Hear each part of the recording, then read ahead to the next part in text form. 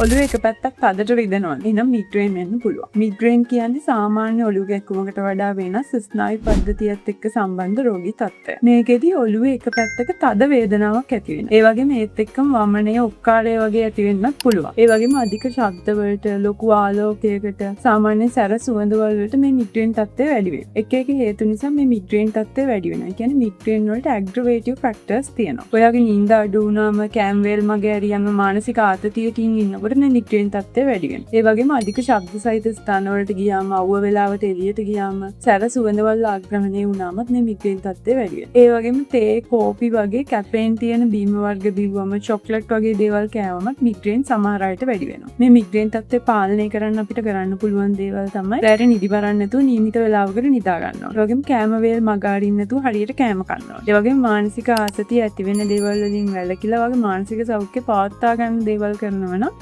ඒකත් මිග්‍රේන් තත්ත්වය පාලනය කරගන්න උදව් වෙනවා. ඒ වගේම දවසකට ප්‍රමාණවත් තරම් වතුර බොන එක, තව ඔයාගේ මිග්‍රේන් තත්ත්වය වැඩි වෙන දේවල් වලින් වැළකෙන එක. ඒ කියන්නේ තේ, කෝපි බිව්වම වැඩි වෙනවා නම් ඒවා නොබී ඉන්න එක. චොක්ලට් කෑම වැඩි වෙනවා නම් චොක්ලට් කන්න නැතුව ඉන්න එක. ඒ වගේම ගොඩක් අවුව වෙලාවට එළියට යනවා නම් සන්ග්ලාසස් පාවිච්චි කරන කෙනෙක් මිග්‍රේන් පාලනය කරගන්න පුළුවන්. ඒ වගේම තමයි මේකට නිසි වෛද්‍ය ප්‍රතිකාර ලබා ගන්න එක මිග්‍රේන් තත්ත්වය පාලනය කරගන්න ඉතාමත් වැදගත්.